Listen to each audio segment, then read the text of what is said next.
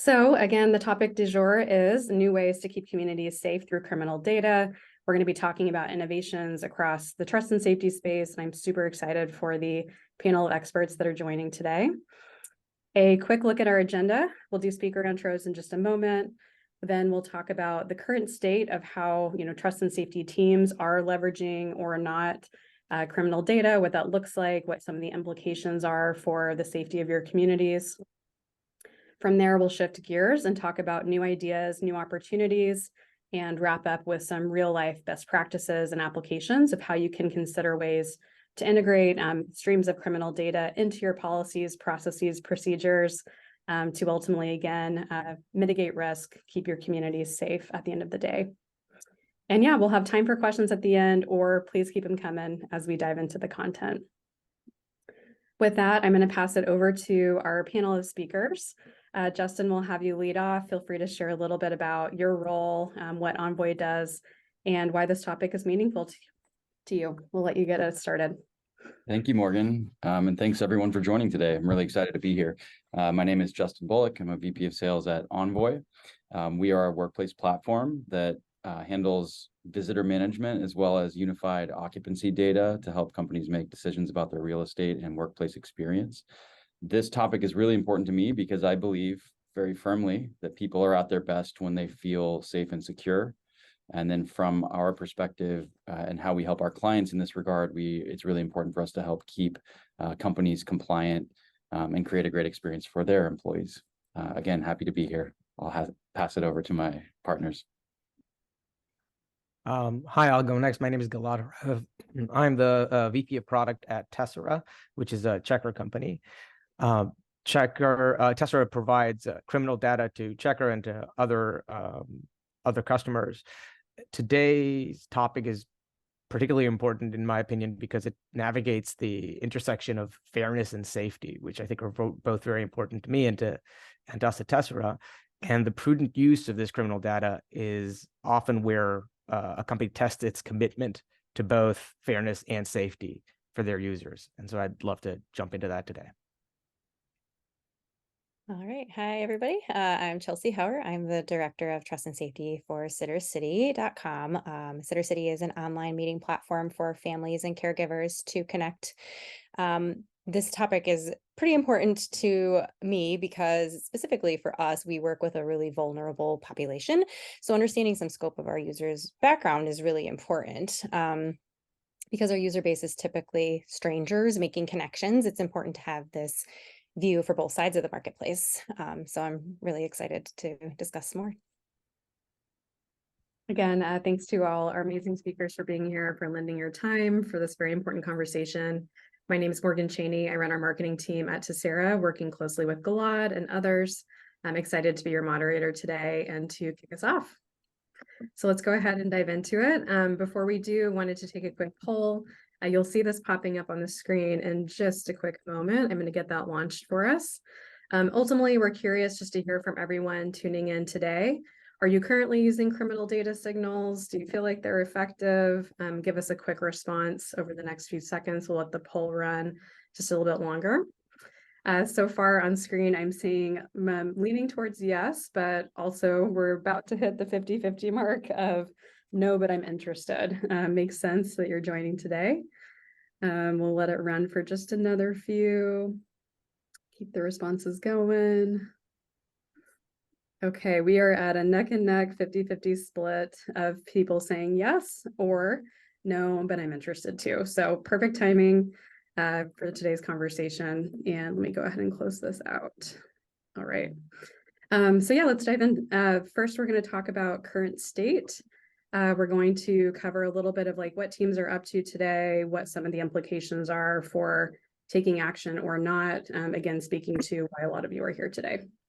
So a few things to consider. Most people are not yet, similar to what we saw in the poll, doing a whole lot yet with criminal data.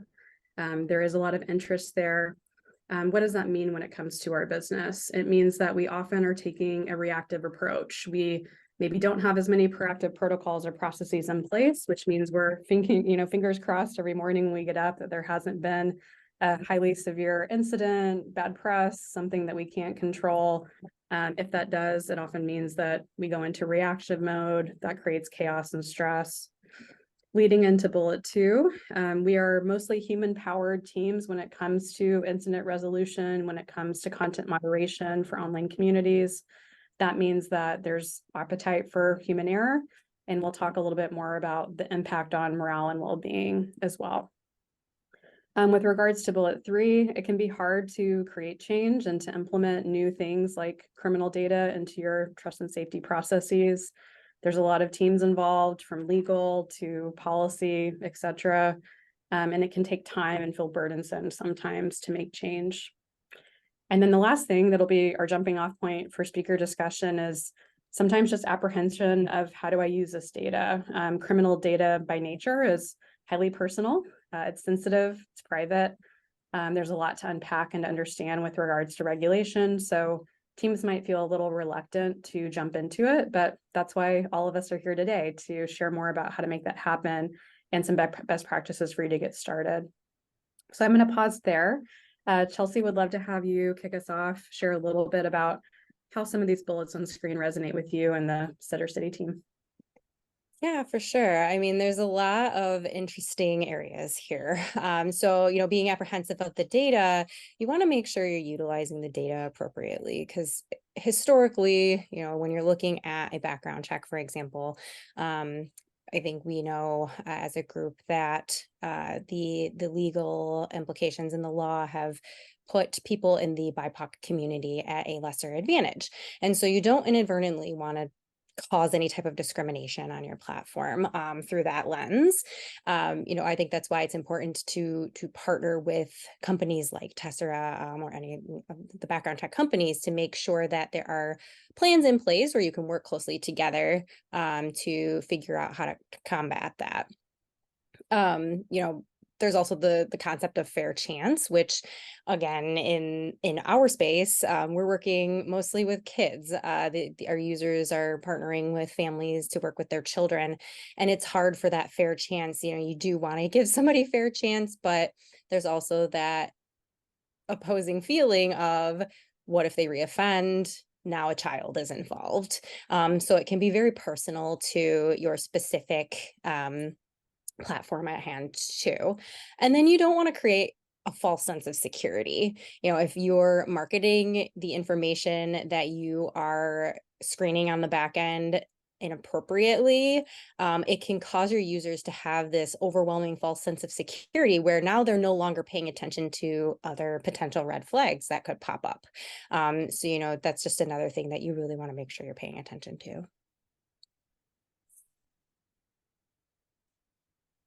Awesome. And go ahead.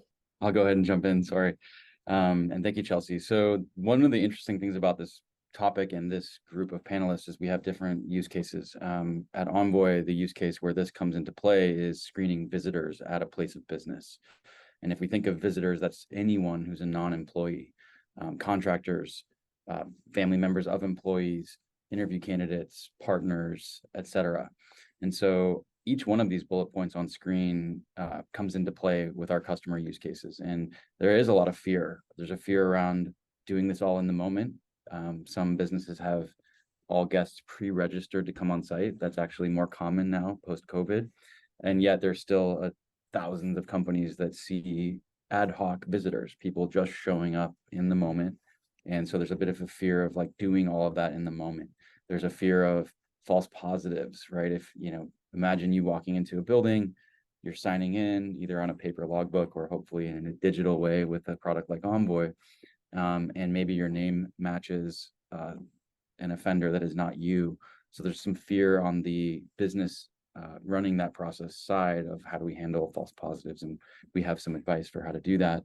And then there's always the fear that we deal with every day, all of us, of technology failing us, right? So are the integrations working?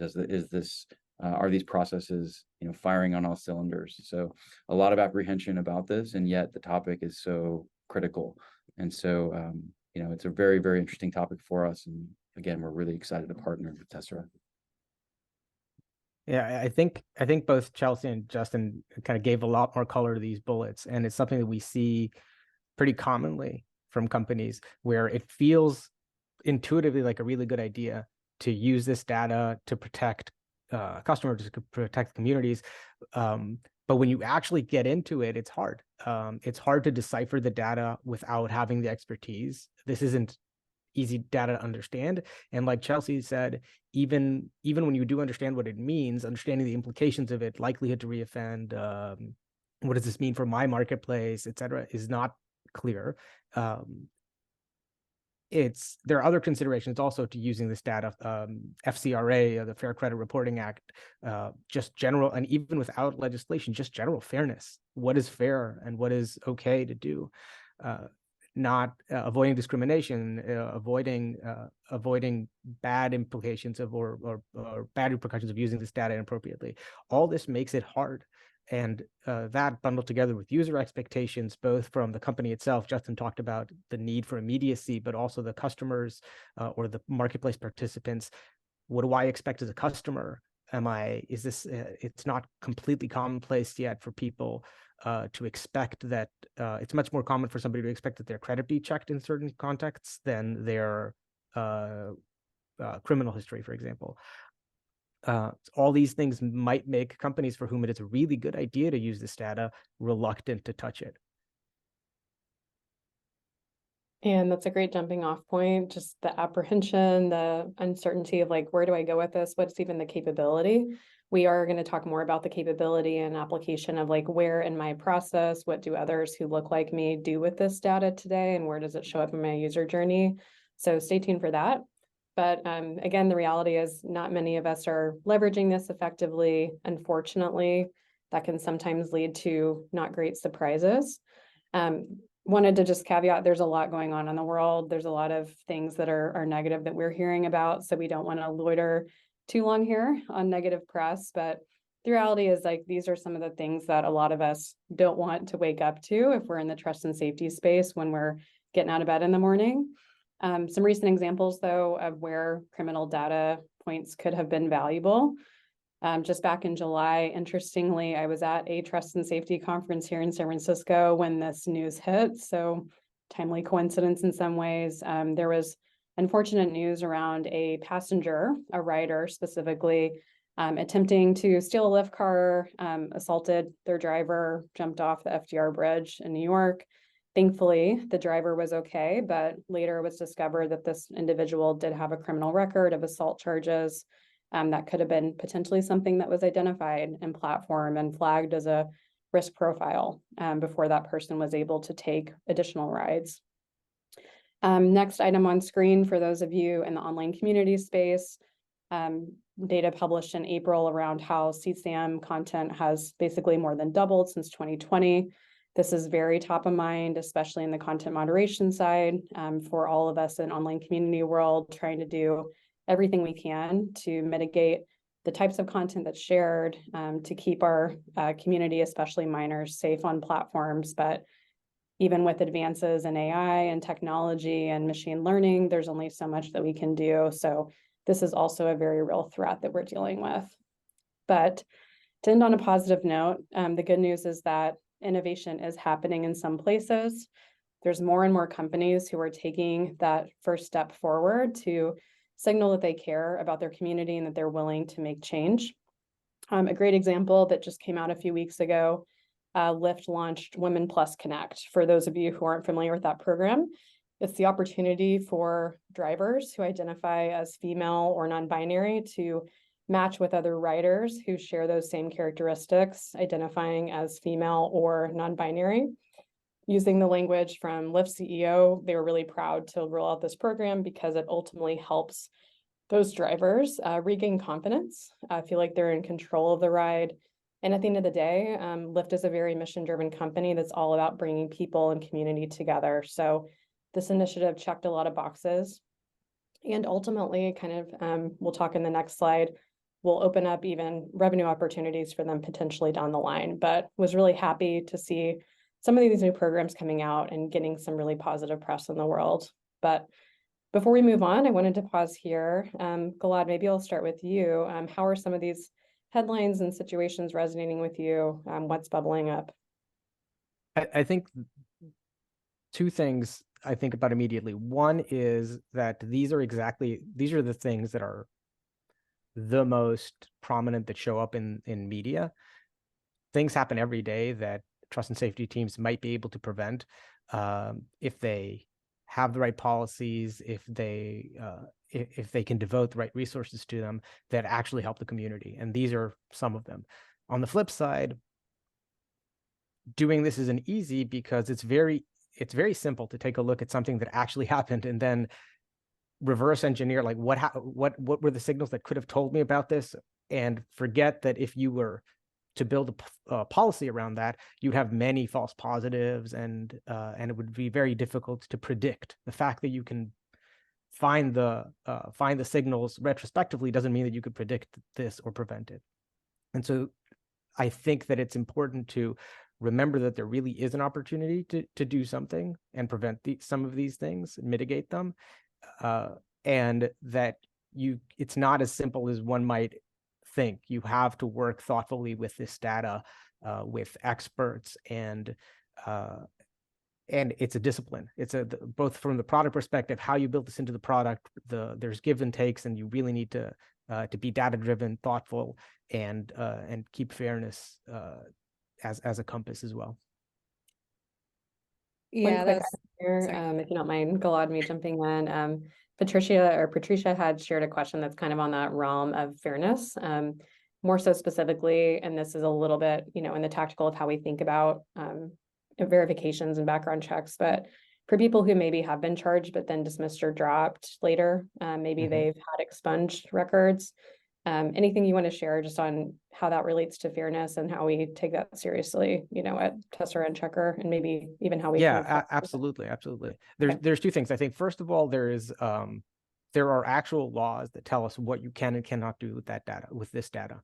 An expunged record is not something that you action on or used, and we have we put a lot of effort into making sure that expungements show up in the data, that we remove things that were dropped or are irrelevant or too old to action upon, etc. But even more than that, fairness is a big deal to us. We look at this even when it's not specifically litigated. We consult companies on what is reasonable policy, what is good policy, what can create bad outcomes for your users as well. And so there's a lot of both development, engineering, legal work, and also just kind of product work and consulting and thinking that we do together with companies to make sure that that the policies that result from this are strong and thoughtful. And honestly, most companies are there. Like, very few companies are trying to intentionally do something irresponsible. Everybody just needs to be educated on what this data can and can't do.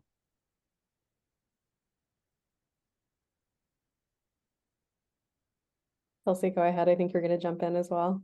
Yeah, that's a really good point, and something that we also do take into consideration as well. Obviously, there's compliancy and the legal aspect of what you're supposed to be doing with this data, but also just making sure that you understand your specific user base, identifying what types of bad actors want to take advantage of your specific population, and then using that data.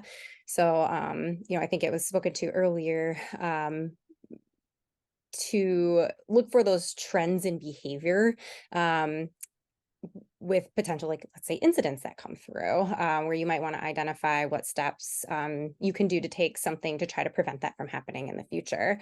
I think a lot of people, when they think of criminal data, they automatically think background checks, but there is criminal data outside of background checks as well, that you could also take into consideration. For example, finding partners that work with criminal data specific to your population.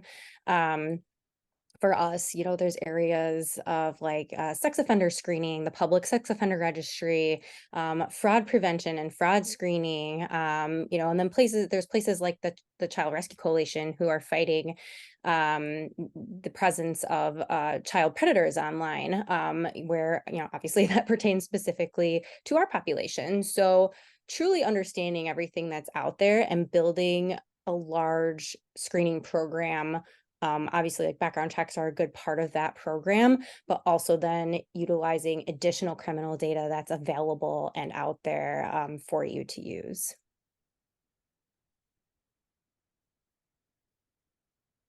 I'll go ahead and jump in, Morgan.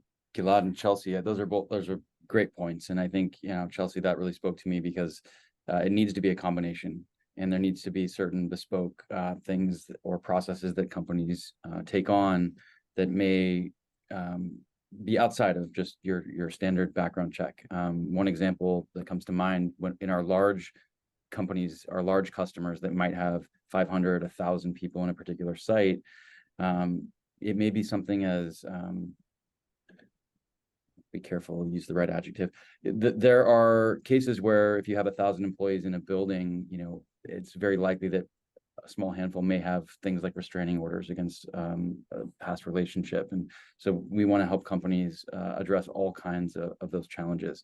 And for us at Envoy, we think of this as like two sides of a coin. One side is very highly regulated industries and customers of ours in those industries that need to be compliant to ITAR or PCI, DSS, like very specific compliances. And then there's also just the reality of the world we're in right now, especially in the US. There's going to be a push. There already is a push towards return to office as we move into next year. And it's a really interesting set of dynamics post-COVID. Something as simple as employees return to office in industries where there's been a lot of flexibility or remote first policies, we don't know our coworkers as well as we used to. When you come back to the office, you're looking around sometimes at a bunch of strangers. And so there's a heightened level of anxiety around just safety in the workplace, right? And so, being proactive can really help make it so that, in this example of return to office, employees feeling like their employers are taking the necessary steps to create a safe environment and a safe community. Love that. Thank you to all. One last item that we'll cover before we jump into the next approach, the new opportunities, really just to help all of us on the line get a better sense of how do we think about positioning, what happens if we do nothing. All of us on this line very much care first and foremost about keeping communities safe. We care about the people using our platforms, the people on our marketplaces, especially for in-person situations like Chelsea and Justin are working with daily. There are ramifications, though, outside of just the physical safety, the physical health of our users that are really important to consider. When bad things happen, like we saw on the other screen, it can affect the ability to, for example, grow your community. You might have less people newly joining your platform. For those who have more of a two-sided marketplace model, a supply side might have less interest to adopt or utilize the platform. That was definitely a little bit of what we saw with the Women Plus Connect example. Let's make sure that all of our drivers, especially female and non-binary, feel like they can be in control of their situation, to use their words, to maybe take that extra ride on an evening shift they might not have otherwise been comfortable doing. The next bullet, we want to make sure that, productivity and well-being of our content moderators stays high. If we don't innovate, if we don't look for opportunities to make their lives simpler, to prevent them from seeing so many negative things on a daily basis, their morale, their productivity can ultimately suffer. And then as headlines hit the press, like we saw, or even just, stir through our own more intimate industry communities, negative brand reputation can be a big driver of reduced revenue. And then that can also trickle down into a more negative employee experience. All of us are representing, very mission, vision-driven companies. We want to stand behind our values. We want to make sure that our employees feel like we are doing our best effort to keep our communities and our platform safe. And if not, that can have negative impact for your workforce as well. But we'll pause there. Again, just good things to know as you're thinking about building a business case and thinking about the bigger picture. Outside of one specific moment and maybe one reactive issue, this can have really big ripple effects across the health of your business organization. Justin, would love to have you kind of pull a thread on the employee experience part. I know you're working with a ton of customers through Envoy who care about keeping their physical spaces safe. Anything you want to add on that item? Yeah, I mean, the last two bullet points really speak to our use cases that we see. So we touched a little bit on employee experience and just the desire to feel safe and secure, especially if you haven't been back to the workplace in months or years. But also around from the company perspective. This is about more than just staying compliant. In those highly regulated industries, a breach of compliance or not staying compliant can cost thousands, occasionally even millions of dollars, depending on the fine. But more importantly, in some cases, this is about trustworthiness. It's about your brand, right? So it's one of those things where if things are going well, you don't notice it, but an incident or a series of incidents can be very damaging to the brand. So, doing nothing for certain industries can lead to fines and lack of compliance, but also organizations need to consider the impact to the brand, the impact to the trustworthiness of their company and their brand. Yeah, Justin, that's a really good point. In our world, because we're the platform-based marketplace, it's important to make sure we're screening both sides of the marketplace. Because if we're only screening, the sitters and not the families, we're not doing anything on the family side, and then something could still happen. So it's important to keep that in mind. Also understanding that Google is a strong tool. It is something that people really love using nowadays. And it's really easy for somebody to pull up, a name and a location and find potential records, and then make a lot of assumptions based on what they're seeing that could be invalid or wrong. So being proactive with these types of screenings helps reduce the risk of those false records being discovered and generalized anxiety being created for no reason. I think that the productivity and well-being of the moderators really speaks to me as well, because mental health in this space is just so very important. If our moderators are constantly viewing hundreds to thousands of pieces of negative interaction, some of which could have been prevented if we took the appropriate proactive steps, that can certainly affect their mental health. So that's something, where it has those inadvertent, unintended consequences of standing by. Yeah. Okay if I jump in, Morgan? I think I think these are really, this brings a lot of depth to this question of what happens if we do nothing. On the surface, though, the most powerful thing for me is this first order issue. If we do nothing, we really are missing out on an opportunity to prevent or mitigate safety issues in the community, or on the platform, or for employees, or marketplace participants. And that to me is the main driver of doing something. When we work with a company and we that's interested in this, often we'll run a study, we'll take a look, and we'll see the correlation between the data that we have and historical incidents. And it's overwhelming. It's clear that this is a useful tool, not just for the supply side in a marketplace, but also for the demand side, not just for marketplaces, but in different contexts, there's a correlation there. And once you have seen that, it feels like it's worth the effort, and to create programs that are scalable and fair and compliant and reasonable and thoughtful, et cetera, in order to have that impact. Because if you could prevent even a handful of incidents, that means something, not just for brand, not just for revenue, not just for lawsuits, but for people that are not impacted.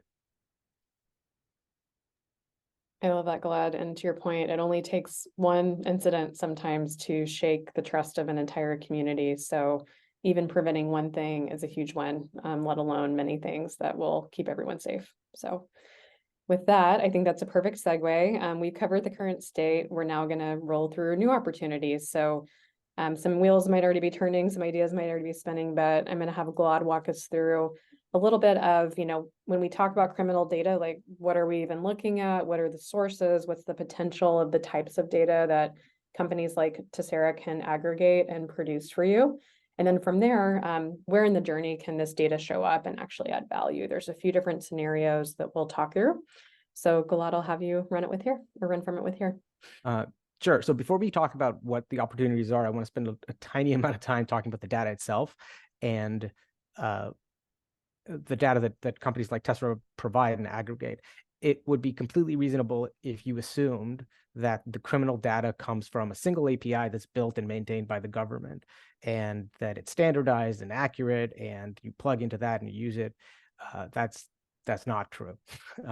There are thousands of sources in the US, different jurisdictions and entities with disparate practices and different laws, varying standards, and very different levels of digitization or access to that data. So even though it's theoretically public, it's not always accessible in easy ways. What we do at Tessera is aggregate this data expertly and thoughtfully and painstakingly create that single API that doesn't exist. We offer data from thousands of sources: arrest records, court records, state and county courts, sex offender registries, global watch lists, even driver history records. And we have a team of over 150 engineers, a team that build, maintain these solutions, teams of lawyers that make sure that we're doing it the right way. And our product empowers you to filter the records that are relevant to you and your specific use case. So we also classify and standardize this data in a way that's easy to use. And that means that you can create fair, inclusive practices that are effective. And at the end of the day, companies want accurate, reliable data, a high level of support and hand-holding in dealing with this type of data. And that's what we offer there. So that's kind of the background on what the data is and why, a little bit more color into why it's complicated. Maybe we can talk a little bit more about where can criminal data create value for us.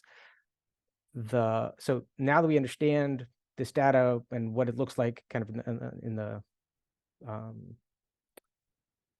underbelly, we can talk about some of the ways that it could be used, and I think about this in a few ways, and I'll walk through common ways. This is not comprehensive, but common ways that criminal data is used on platforms and marketplaces, and I think about it in 3 categories. The first one is prevention and safety. So here we focus on proactive measures to help ensure safety. And under this bucket, I'd include things like screening and onboarding to gate participation. You might not want certain types of offenses, people with certain type of offenses involved in your marketplace at all, or selective screening based on platform signals. If you have certain types of reviews or frequency or patterns of use, you might want to do that. And other things like gating types of access. We saw this, you might not want to match certain riders with a female driver under certain circumstances, or you may want to give certain users the ability to play but not direct message, or the ability to consume content but not upload it, things like that. And that's that first bucket. The second bucket is trust and confidence building. So this is an emphasis on making it easier for people to trust each other and the platform. The Lyft example that you talked about, Morgan, earlier is one of those, is that type of example. It's not trying to prevent anything specific, but it's giving me a tool and a signal to feel more confident and trusting of the people that I let into my vehicle, for example. So badging systems, things that indicate that you've passed certain checks, or the user's passed certain checks, or even user-driven checks, giving the user the ability to initiate a background check or some kind of screening in certain contexts, all fall into this bucket. And finally, incident management and resolution. And this means helping address or managing possible trust and safety issues that arise. And then under this category, selective screening in the context of a deeper trust and safety investigation in order to make a decision, or triggering screenings when on-platform behavior is detected, like a suspect or outlying pattern or something like that, that causes me to do that. And that's the type of thing that's more scalable than just an ad hoc investigation. So these are the way I think about it. And most use cases that we hear about typically fall into one of these categories. I wonder if the panel has additional thoughts on this, and if these categories are the same way you think about it. Yeah, Gilad, I think spot on. So, in our world, there are many points of data monitoring that we do at the time of registration. So when somebody onboards on the parent side or the sitter side, there's obviously monitoring that happens. But it's important to do it continuously thereafter too. So just because somebody passes your screenings at the time of registration doesn't mean that they're going to pass them forever. So, just like utilizing this data and information as a point in time to offer these 3 buckets of, prevention and resolution is really important. And I liked what you mentioned about the incident management and resolution, utilizing data to help pinpoint areas of incident behavior, things like that. Because the way you handle incidents is huge, right? Not only for humanitarian purposes, but I think, Justin spoke to brand reputation earlier. And it's just really important to have a proactive plan in place around incident protocol before one happens, and then to learn and adjust as time goes on. The more you learn about your users, the more data you have about this type of activity and criminal data, the more you can utilize that throughout all of your processes. The management may change from platform to platform. There's not a one-size-fits-all solution. So it's really important to pay attention to your specific area and kind of how you want to handle things like that. For us, for example, we're always going to err on the side of extreme caution. People might think that our decision is a little harsh, but when you look at the population that we're working with, that's just, how it has to be to protect them. So yeah, I think these are definitely points that we look at with the criminal data. Yeah, and I would just add, just like Chelsea mentioned, maybe I'll expand on that. You have to think about your community, your users, your business. This is cold and corporate, but where we create value is in one place is in these highly regulated industries. So manufacturing, companies with government contracts, third-party logistics, aerospace and other space startups, companies who sell or provide goods to governments or foreign parties. But there's also emerging use cases that don't just tie to these heavy compliance and regulatory use cases. So we're seeing more and more financial services companies who want to better understand the backgrounds of their potential clients. There's a lot of bad actors, which is a term that came up on this webinar so far, that have been in the news for doing highly risky and highly questionable things. And so more and more companies want to better understand who they're partnering with, who they're bringing on as clients. And there are just a myriad of real world use cases for this. So that's our perspective. And I think just to echo what Gilad had shared too, Justin, on that note, there's a myriad of sources of data too to tap into. And it's important to think about, for my community, for my terms of use, for my community guidelines, like what are those heinous crimes that might indicate a risk profile, and really filtering smartly for how those can add value to your decision making.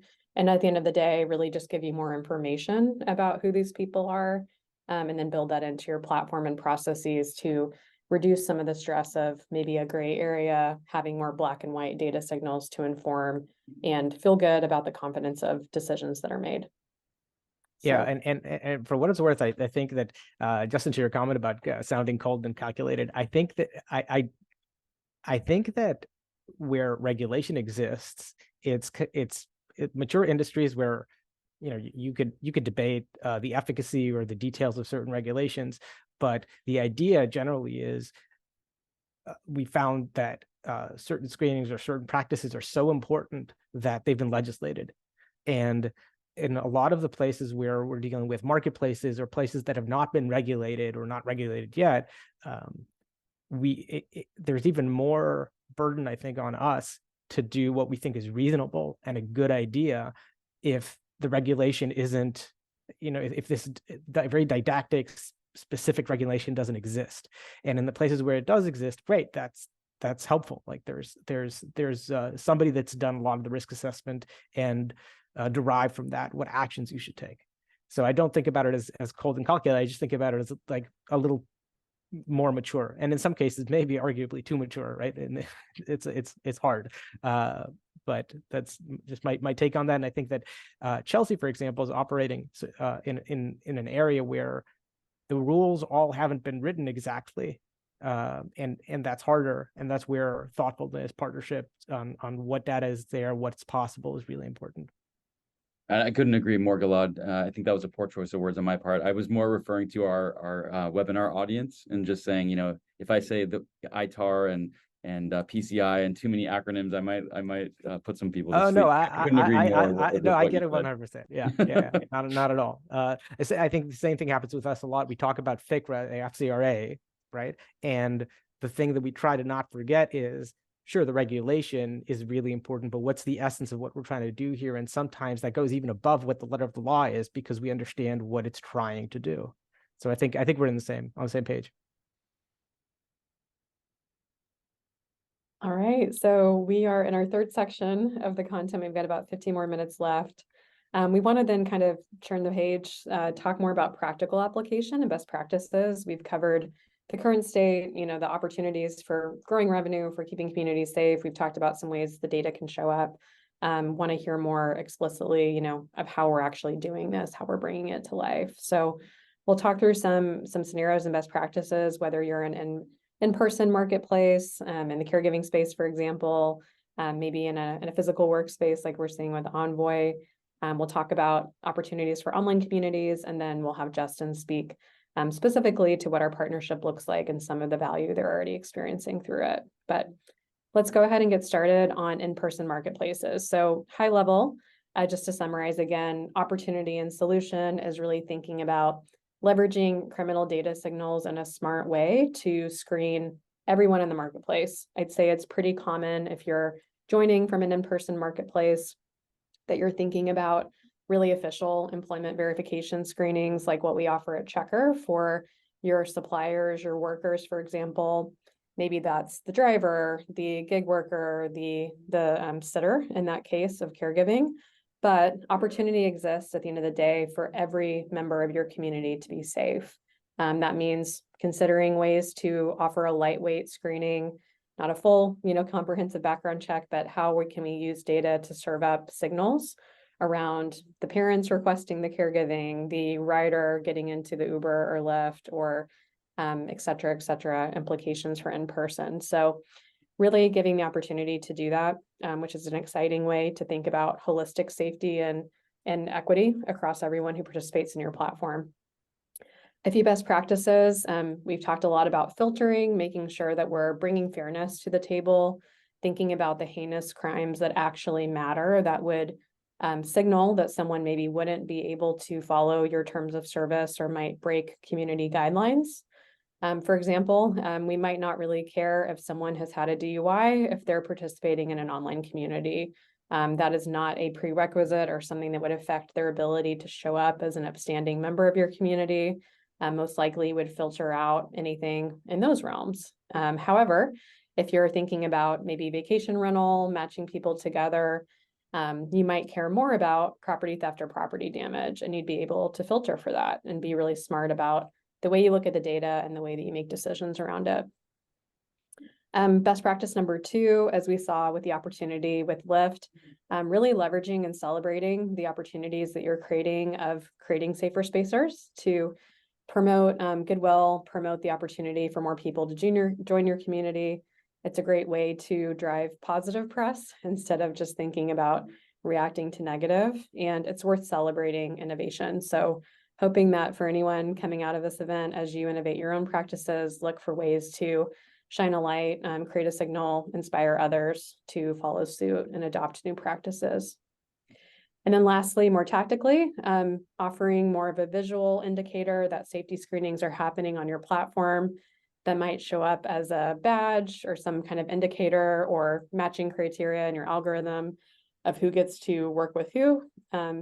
Making sure that you're, again, celebrating that safety screenings are happening and allowing others to feel empowered in who they spend time with, who they connect with, who they order services from. But I'll pause there. I wanted to let Chelsea weigh in on some of the other best practices that you're employing at Sittercity. Yeah, these are all really great points, and each one of them speaks to me directly. The fact is that we see incidents on both sides of the market. In our space, the children are the most vulnerable population, but we want to make sure we're doing what we can to protect the sitter population as well. So there are just certain screenings that we are doing on the back end on both sides of the market because we understand how important that is. It's just really important to protect your entire community. And when looking into things like that, when you look at data, for example, data is huge. There are multiple areas of data that you can use to monitor your user base. Ask yourself questions. Are there key indicators from any historical data that could present potential red flags that you'd want to monitor? That could be from hard data gathered around crimes and records to behavioral patterns you're seeing in certain groups of reported users. Our users on both sides are always asking constantly, what are you doing to keep us safe? Sitters want to know what we're doing to keep them safe. Families want to know what we're doing to keep them safe. So providing some transparency to users is also really beneficial and helpful, but with limits. You don't always want to give away every detail of what you do behind the scenes because bad actors will grab onto that, figure out how to subvert that technology, and become harder to catch. But you also want your users to have some sense of safety. So there's a fine line that you can walk there to present this is what we're doing for you. And this is what we're doing on the back end. I'm okay with that, some sense of safety because you always want your users to remain vigilant. The fact is you're going to have somebody coming into your home that's a stranger. You're going into a stranger's home. You're getting into a stranger's car. It's important to pay attention. That's where that educational element comes into play around, speaking to your users about what it is that you do and what it is that you don't do. It's also really important to protect your brand by oversimplifying and creating a false sense of security that can cause some issues down the line. But a background check does not equal a good person. So providing content for your users to review to help them as they navigate and utilize your platform, like what questions should they ask? What things should they pay attention to? What specifically does this badge or indicator mean? Make sure everybody has a very clear understanding because people have all different arrays of thoughts around what something can mean and what something can indicate. So just being very clear in what you're presenting to your users. And then it's just really important to understand screening options outside of a one and done background check. I think I spoke about this earlier. Creating a multi-step screening process helps to decrease the likeliness of bad actors presenting on your platform. So like criminal records are located in many areas outside of a background check, like I spoke to earlier. Just making sure that with all that, you're maintaining compliance with consumer reporting laws like the FCRA that was mentioned earlier. So these are just all really great areas that we are just constantly thinking about and trying to iterate on. Thanks so much, Chelsea, for those examples. Super helpful. And yes, there's a lot to consider and just gave a strong +1 on transparency being so important, especially for introducing things. We want to always maintain that element of fairness, letting people understand why we are putting these practices into place, what they mean, and how they can share feedback along the way as well, I would imagine. So great. We'll shift into online communities. Gilad, take it away. Sure. So for online communities, there's a lot of parallels you'll see with marketplaces, but for online communities, criminal data signals are an important tool for helping decision-making, adjudication, especially if your community involves a vulnerable population like minors. It can be integrated across each of the 3 scenarios that I talked about before. So the prevention, trust signals, and downstream reaction to incidents. But it may be the most relevant, I think, for when you're considering prevention or informing or building trust or giving people trust signals that inform how they interact with the product. Similar to in-person marketplaces, we recommend This is the very similar best practices. Smart filtering to identify heinous crimes or things that are relevant to the online community that you're managing. Focus on repeat offenses that actually correlate to the risk of poor behavior, and do this in a data-driven way and work with experts on the data, because you can't exclusively do this on your own data without understanding the broader landscape. And think about activities that or think about screening for things that are consistent with your terms of service, with your community standards, and what you're telling your community as well. So I think that's a lot of there's some nuances here for online communities and how you use this data there. Absolutely. For time, we're going to move on as well. Justin, I'm going to have you take over, share a little bit about what we're working on together and what you're seeing so far from the partnership. Yeah, thank you so much. I'll make this brief, but Envoy was in need of a new partner, and we chose to pursue a partnership and integration with Tessera. We believe it's the most comprehensive data to help our customers keep their employees and workplaces safe and secure.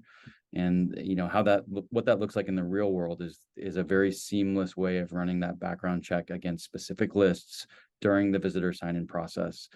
This helps save a ton of time. It creates a good experience for all involved and helps to promote that safe and secure environment. One thing we don't necessarily think about, but this also has to be easily accessible data and easily exportable. So the universal log that is saved in Envoy makes that easy to export for audits. It ensures compliance, which, as we've mentioned, is super, super important. And it's essentially this partnership empowers our customers to have an easy all-in-one system. There was a question that the panel asked prior to this webinar around what is there something driving the need for more protection, more data signals? And what we're seeing is, yes, risk of fines is more top of mind. We see companies trying to grow and do things like going international, which exposes them to a new set of regulations. There's changes in market dynamics, different risk tolerance for different organizations, and we've seen that be a real focus. And it's just wonderful to be able to offer to our thousands of customers these data signals, whether it's a sex offender registry, global watch list, denied persons list, international military personnel, and et cetera, et cetera, et cetera. The partnership is really exciting in terms of what we can offer for our customers. And where that need comes from is our customers need a robust set of visitor records that can be exported at any time. There's some really specific requirements around things like NDA signing for ITAR and other compliances. We support ID scanning, which is often very closely tied to or in conjunction with background checks. And then within the platform, and I'll wrap this up here, there is that capability for NDAs, for badge printing to help identify visitors, for those very easily accessible visitor logs with name, with photo, and of course, check against all of these important lists that are going to be relevant to your business. And then finally, the seamless of the integration. So I mentioned at the beginning of the webinar that a lot of times fear of the technology itself working stops companies from investing in these workflows and these systems of control. So the seamless integration with Tessera built directly into the Envoy platform is excellent. It returns results in seconds. And we are really looking forward to sharing with this community and with Tessera as our partnership grows, really specific success stories with customers, joint success stories. There's a lot of excitement around this and just a lot of potential to help build safety and security in our communities. Justin, thank you. And in the note of celebrating innovation, just really proud to have our partnership. Thank you for creating safer spaces for everyone that you work with. Your business affects thousands, hundreds of thousands, I'm sure millions of employees. So thank you for keeping those spaces safe. It's really important work. Thank you. I wanted to, as we wrap up, we are almost at the top of the hour. We're going to do a quick poll. We've covered a lot of information today. We want to make sure that we have the opportunity to stay in touch. A little bit more, again, to recap what we're offering here at Tessera. It's the concept of safety screening. So we're not talking about full background checks as you would have for employment verification. That is what Checkr is up to, which definitely learn more about that if that's what you're looking for. We're thinking about protecting every member of the community, creating equity, creating fairness so that every single person, whether it's online platform, in-person marketplace, et cetera, feels safe.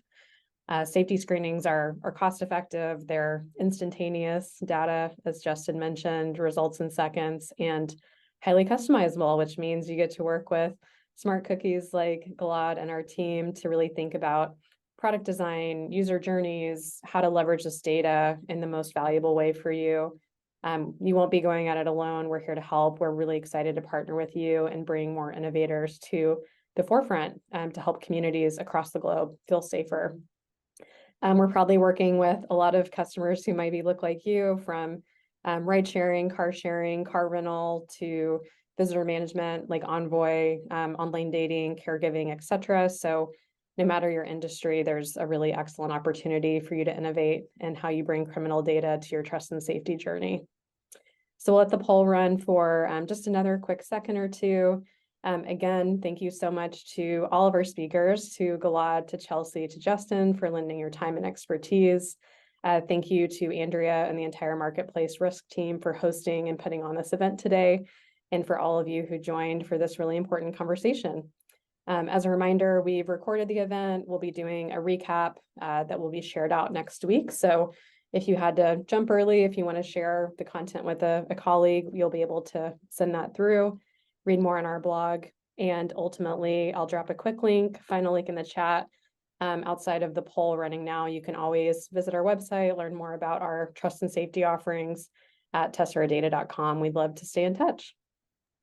So with that, we'll say goodbye. Again, have a wonderful day, evening, wherever you are in the world. Thanks again for everyone joining, and we'll hope to see you online very soon. Thank you so much. Thank you. Thank you. Awesome. And thank you everyone for joining us today. As a reminder, check out marketplacerisk.com to access this recording, along with hundreds of hours of content, and to subscribe to our email newsletter to stay up to date on all events. Have a great day.